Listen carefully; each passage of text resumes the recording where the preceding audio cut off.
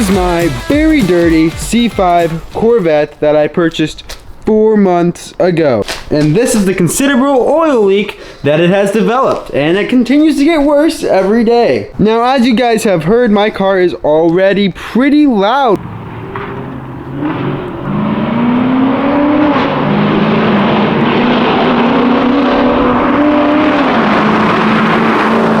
So instead of fixing the oil leak, we're gonna make it louder. So today, we're gonna be doing what every douchebag teenager does. But guys, that's my last year being a teenager. I'm already 19, I gotta do this. Today, we're gonna be cutting off these pesky, massive mufflers and let this engine roar. But this thing already has a full stainless steel, catless exhaust system with long tube headers, so I am positive it's not gonna sound atrocious. If anything, it's just gonna sound like bald eagles.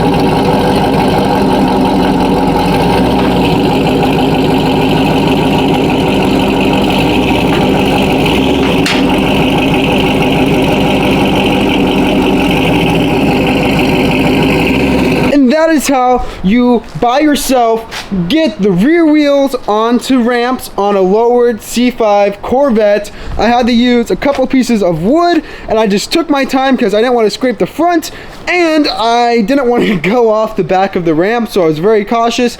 And that side's aligned perfectly. This side could leave a little to be desired, but I'm sure that's fine. I'll trust it with my life. First order of business to remove this bumper, which is necessary to remove the mufflers, is to remove the taillights. Now, I removed this one, and you're supposed to remove all 4 in the videos I've seen, but this one has a completely stripped out square screw, and I'm not able to get that one out, so I'm going to see if I can do it with just getting this one off, and then I still have to figure out how to get these little ugly plastic covers off of that light so I can get inside of there.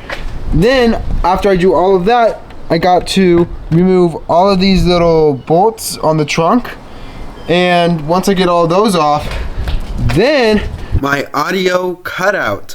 I didn't realize, but my camera settings accidentally got switched to slow motion for the entire rest of the removal of the front bumper.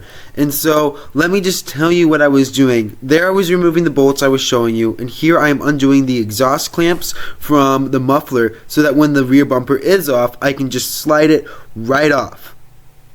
And then my audio cutout, which is too bad because I was recording my several attempts at removing the rear bumper. Here I still had 4 plastic clips that were melted to the rear bumper because they were right above the exhaust tips, so I ended up having to drill them out. I haven't put any new clips down there yet, and I'm not quite sure I want to because it's very secure how it is and it does not move out of place. And then I tried it again, still to no avail, and finally on my 4th attempt, I actually cut out my 3rd attempt, but on my 4th attempt right here, I was finally able to lift it out of place, and it felt so good. This took me, no joke, like 3 hours to do, and it should not have taken that long, but I just kept running into hiccup after hiccup.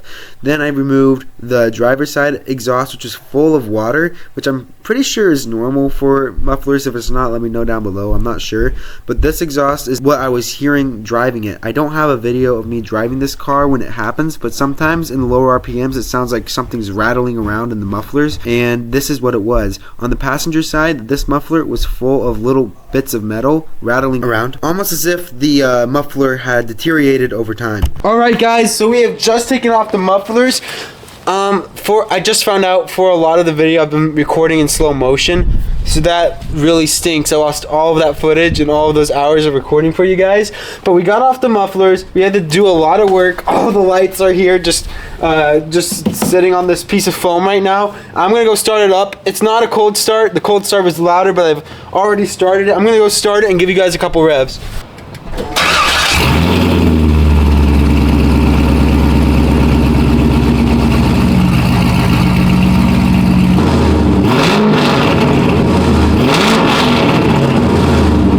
It is not going to be fun taking this and just slapping it right back on again after I did all of that work to get it off. Also, the Corvette kind of looks crazy with no rear end. It just like ends, and I kind of like it. Now, install these bolts.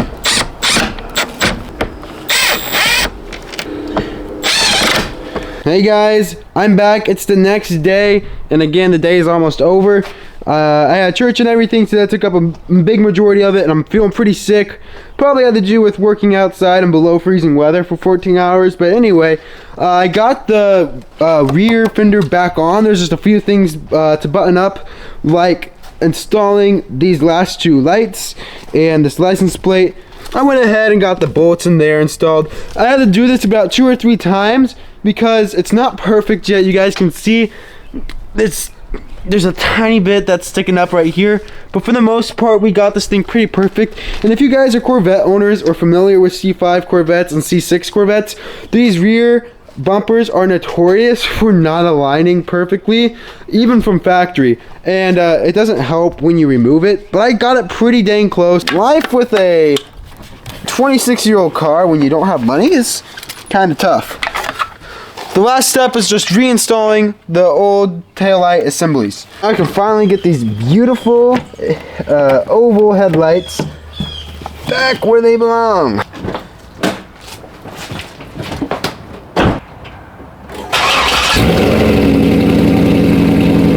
Let's go for a drive and maybe give this thing a car wash that it needs badly. All right, here's the first drive POV with the new exhaust works.